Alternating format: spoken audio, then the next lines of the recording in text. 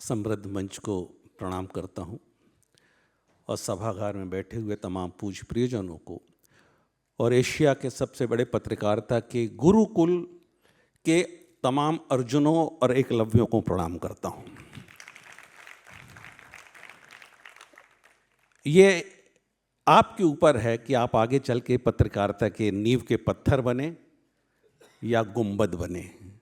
दोनों में फ़र्क होता है और यकीनन आप सफलता को प्राप्त करेंगे, क्योंकि इस गुरुकुल के जो कुल गुरु हैं उनका नाम ही विजय है, तो आपको कभी पराजय तो नहीं मिलने वाली। चलिए यहीं से बात शुरू करता हूँ। नींव के पत्थर की बात हुई है। सबसे पहले मैं कुल गुरु जी के लिए 4 पंक्तियाँ कहना चाहूँगा। आपने मेरे परिचय में वो 4 पंक्तियाँ सुनी। बहुत अच्छे व्यक्ति हैं, बहुत अच्छा काम कर रहे हैं, लेकिन मैं एक चेतावनी आप लोगों को दे रहा हूँ। देखिए, मैंने चेतावनी शब्द यूज़ किया है। इनसे दूर रहिएगा, इनके नज़दीक मत आइए साहब। एक प्रॉब्लम खड़ी हो जाएगी आपके साथ, और वो प्रॉब्लम क्या रहेगी कि मैंने तो महसूस किया, मैं लखनऊ में मिला, कल भी मिला, तो मुझे तो महसूस होने लगा कि मेरे साथ वो प्रॉब्लम शुरू हो गई। विजय भाई आप देखिए 4 पंक्ति कि दिल की चुप्पी से बतियाना पड़ता है, दिल की चुप्पी से बतियाना पड़ता है, लम्हों को घंटों समझाना पड़ता है, और जब से तुमसे मिलकर लौटा हूं तब से खुद से मिलने तुम तक आना पड़ता है। ये बहुत खराब इंसान है, ये आपसे चुरा लेंगे, तो आपके से अगर मुलाकात होनी है तो इन्हीं के पास आकर आपसे मिलना पड़ेगा। मैंने बात नींव के पत्थर और गुंबद की कही, और ये भी कहा कि आप तय करें कि आप नींव के पत्थर बनना चाहते हैं कि गुंबद बनना चाहते हैं। आप देखें, नींव का पत्थर होता क्या है कि सामने कोई भी हो नजरें नहीं उठाता, हो कोई सामने भी नजरें नहीं उठाता, गिरने का बुलंदी से डर भी नहीं सताता, और गुदवा रखे हैं अपने पदनाम गुंबदों ने, मैं संगे नींव कोई तख्ती नहीं लगाता। देखें, गुंबदों पे ही नाम लिखे रहते हैं, लेकिन नींव के पत्थर ने कभी कोई तख्ती नहीं लगाई कि मैं नींव का पत्थर हूं।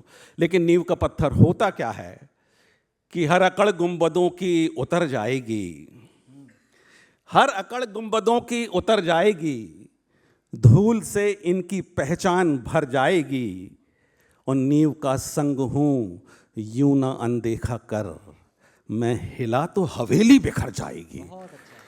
नींव का संग हूं यूं ना अनदेखा कर, मैं हिला तो हवेली बिखर जाएगी। संवेदना लिखता हूं, संवेदना कहता हूं माँ की दया से, बस जितनी देर रहूं उतनी देर आपकी संवेदना मेरे साथ रहे। ठंड का मौसम भी चल रहा है, चलिए ठंड से शुरुआत करता हूं। और आप देखिए कि संवेदना क्या है।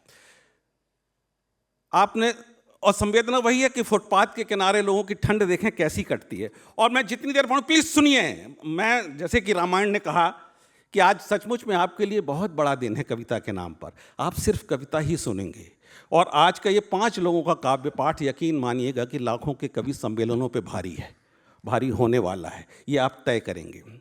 देखें, ठंड फुटपाथ पर रहने वाले लोगों के लिए क्या ठंड होती है कि जीने की जिद में मौत से क्या क्या निभाएं हम। महसूस करते चलिएगा कि जीने की जिद में मौत से क्या क्या निभाएं हम, काटेंगे और किस तरह कितनी सजाएं हम। पागल है ठंड, बर्फ है फुटपाथ का बदन, ओढ़ें खुदी को आज या खुद को बिछाएं हम। वाह! कि पागल है ठंड, बर्फ है फुटपाथ का बदन, ओढ़ें खुदी को आज या खुद को बिछाएं हम। और एक चित्र आपके सामने रख रहा हूं।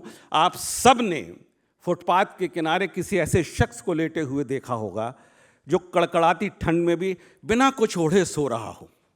आपके जहन में ये सवाल आया होगा कि इसे ठंड क्यों नहीं लगती। मैंने देखा, मेरे जहन में ये सवाल आया, मेरे एहसास ने जो जवाब दिया। आप उस मंज़र को सामने रख के देखें कि उसे ठंड क्यों नहीं लगती। नींद की बंदिशों में आँख कहाँ जगती है, नींद की बंदिशों में आंख कहाँ जगती है। जिंदगी बर्फ है, कभी कभी सुलगती है। और बेबसी, मुफलिसी, गम, दर्द, जिल्लतें, आंसू, इतने कपड़ों में भला ठंड कहाँ लगती है।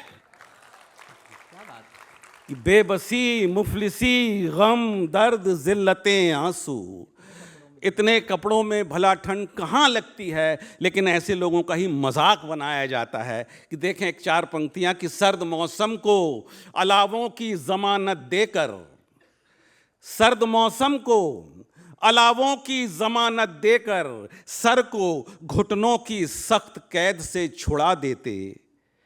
आज तुम खा के तरस जिनको उड़ाते हो कफन, काश कल रात उन्हें चादरें उड़ा देते।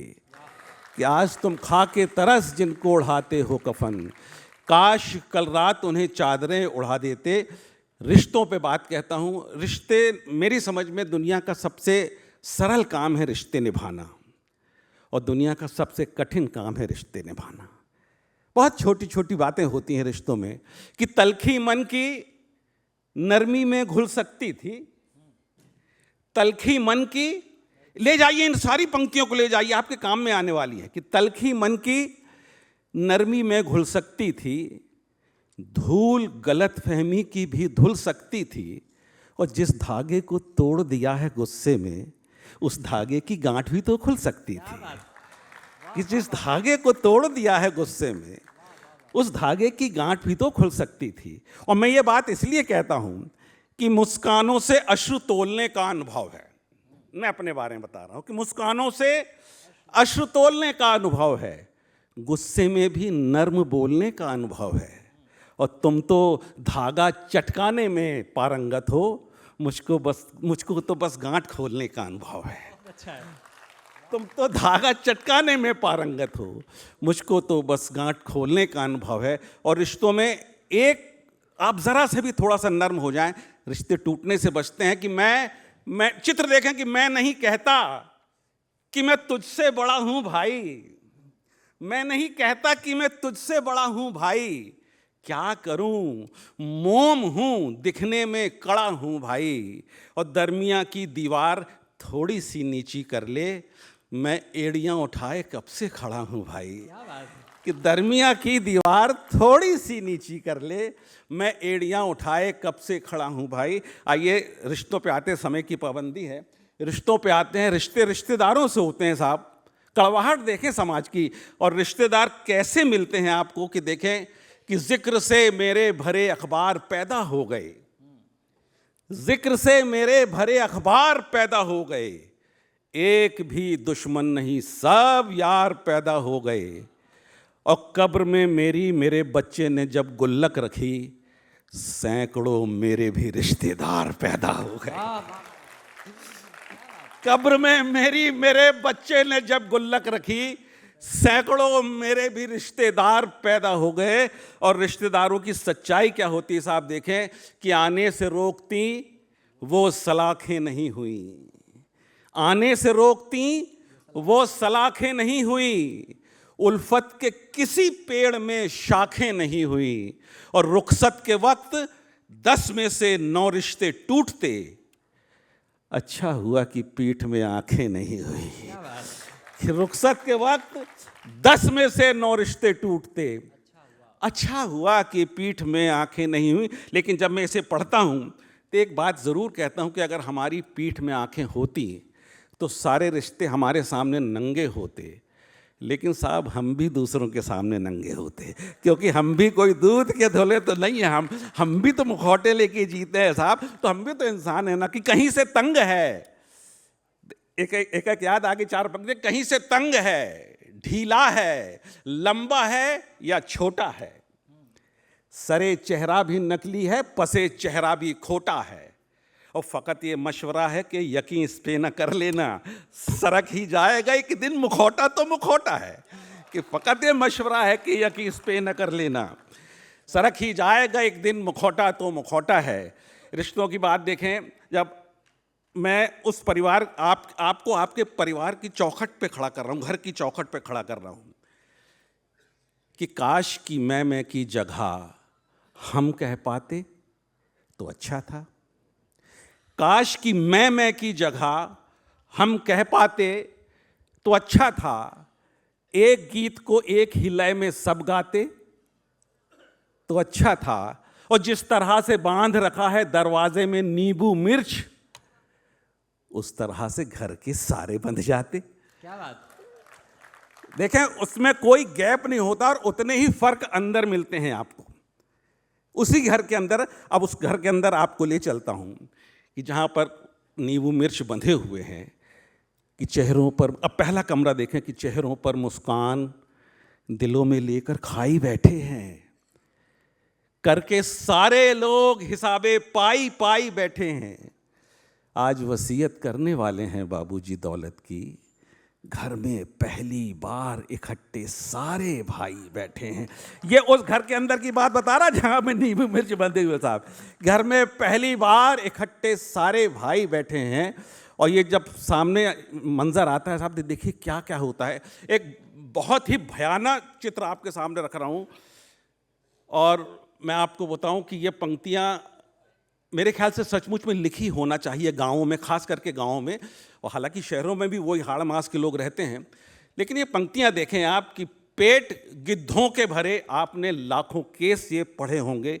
और अगर वो मेरी पंक्तियों को याद कर लें तो यकीन मानिए ऐसा कुछ नहीं होगा कभी, कि पेट गिद्धों के भरे फिर गए दिन चीलों के।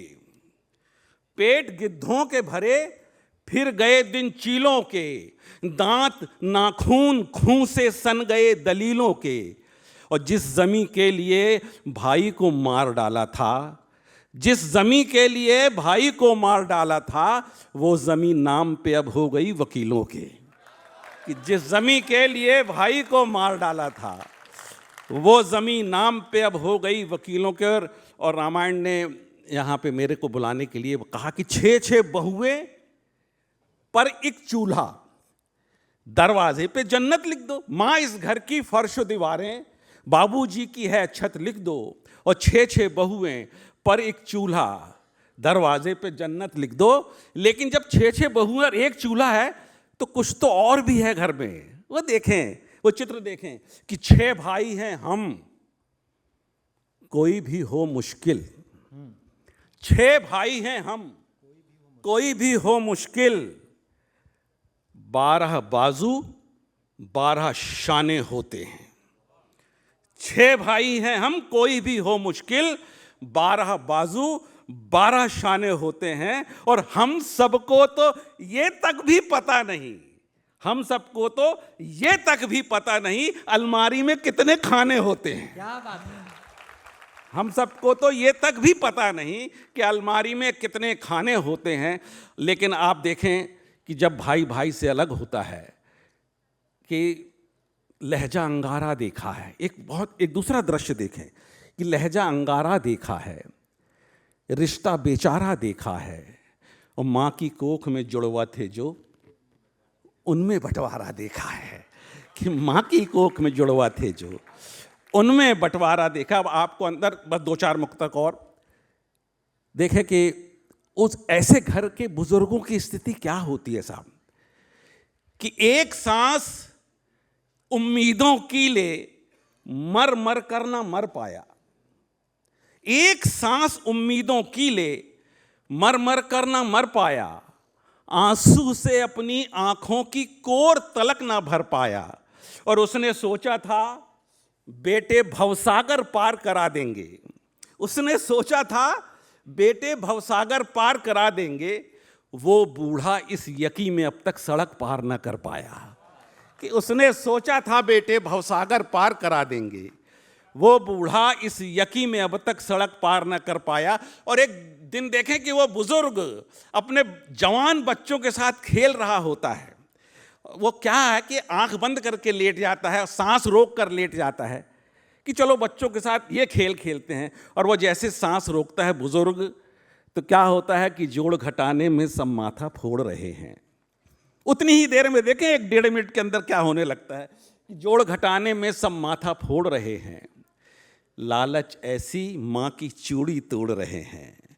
और अब मूंदने वाली है बाबूजी की आंखें, घर के सारे सांप केचली छोड़ रहे हैं। कि अब मूंदने वाली है बाबूजी की आंखें, घर के सारे सांप केचली छोड़ रहे हैं। लेकिन जैसे वो 1-1.5 मिनट के अंदर वो बुजुर्ग ये मंजर देखता है, जो सांस रोककर आंख बंद करके लेटा हुआ है, तो क्या होता है साहब? देखें कि घर के दरो दीवार से डरना पड़ा मुझे, घर के दरो दीवार से डरना पड़ा मुझे, नुकसान हर यकीन का भरना पड़ा मुझे। और मैंने तो बस मजाक में रोकी थी अपनी सांस, रिश्ते खुले तो शर्म से मरना पड़ा मुझे। कि मैंने तो बस मजाक में रोकी थी अपनी सांस, रिश्ते खुले तो शर्म से मरना पड़ा मुझे। और आखिरी के 2-3 मुक्तक माँ के हवाले। हाँ, यहाँ पे नारी शक्ति बहुत बैठी हुई है। आप देखें कि नारी की एक पीड़ा पुरुष होने के नाते, और मैं इसे 4 पंक्ति की किताब कहता हूँ, आप सुनिए, महसूस करिएगा कि लार की गर्म सलाखें निकालती है माँ, और ये काम माँ ही कर सकती है। कि लार की गर्म सलाखें निकालती है माँ, बेबसी शर्म के टांके निकालती है माँ। और रोज़ जब लौट के आती है घर जवां बेटी, जिस्म से सैकड़ों आंखें निकालती है माँ। कि रोज़ जब लौट के आती है घर जवां बेटी, जिस्म से सैकड़ों आंखें निकालती है माँ। अच्छा, बेटी की बात आई है तो एक बात याद आई, यहाँ पर कितने पिता हैं जो अपनी बेटी को पूरे समाज के सामने सीना ठोक कर बोलते हैं कि ये मेरी बेटी नहीं बेटा है। मैं चाहूँगा कि अगर कोई ऐसा बोलता हो तो अब हाथ उठाएं, कि पूरे समाज के सामने कहता हो कि ये मेरी बेटी नहीं मेरा बेटा है। गनीमत है कोई नहीं है। और यहाँ पे हमें बहुत सारी बेटियाँ बैठी हुई हैं। बेटे आप लोग बताइए कि कितनों के पिता पूरे लोगों के सामने सीना ठोक कर बोलते हैं कि ये मेरी बेटी नहीं बेटा, बताइए जरा। हाँ चलिए, कुछ ने उठाया। घर जाकर बोलना कि आज के बाद मत बोलना हमको, क्योंकि जिस दिन आप बेटी को बेटा बोलते हैं तो बेटी के वजूद को नकार देते हैं आप। और जब जिस बेटी को पिता ने बेटा कह दिया तो उस बेटी को ऑप्शन क्या मिल जाता है? देखें कि हर एक उम्मीद जो उनकी है मुझसे तोड़ सकती हूं। जबकि बेटी क्या होती है कि मजबूती को दोनों बाहें भेज दी मुफलिस बिटिया ने, अपने जीने की सब सांसें भेज दी मुफलिस बिटिया ने। और बेटों को चश्मा लाने की फुर्सत नहीं मिली अब तक, बाबूजी को दोनों आंखें भेज दी मुफलिस बिटिया ने। ये बेटियां होती हैं। लेकिन जब बेटी को बेटा कहा जाता है तो वो बेटी क्या कहती है कि हर एक उम्मीद जो उनकी है मुझसे तोड़ सकती हूं, फ़कत अफसोस की अंधी गली में मोड़ सकती हूं। और मुझे बेटी नहीं बेटा बताते हैं मेरे पापा, बुढ़ापे में उन्हें अब बेसहारा छोड़ सकती हूं। कि मुझे बेटी नहीं बेटा बताते हैं, बेटे छोड़ देते हैं कि मुझे बेटी नहीं बेटा बताते हैं मेरे पापा, बुढ़ापे में उन्हें अब बेसहारा छोड़ सकती हूँ। और आखिरी के 1-2 चित्र, रहना सोना, ये सब देखे हुए हैं मैंने, जो भी कहा है लिखा है ये सब मेरे देखे हुए हैं। कि रहना सोना खाना सब उस मंदिर में, रिश्ते नाते और मजहब उस मंदिर में। और जिस मंदिर से भीख में मांगा था बेटा, भीख मांगती है माँ अब उस मंदिर में। कि जिस मंदिर से भीख में मांगा था बेटा, भीख मांगती है माँ अब उस मंदिर में। और आखिरी, बहुत संजीदा हो गया तो आखिरी में एक बात कहकर जा रहा हूँ आपको, एक मशवरा देकर जा रहा हूँ साहब, कि करो कुछ यूं कि हर मुश्किल की आसानी निकल आए। करो कुछ यूं कि हर मुश्किल की आसानी निकल आए, तुम्हारी बावजह पैदाइश का मानी निकल आए। और किसी को भी रुलाने का तरीका मैं बताता हूं, हंसाओ यूं कि उसकी आंख से पानी निकल आए। शुक्रिया।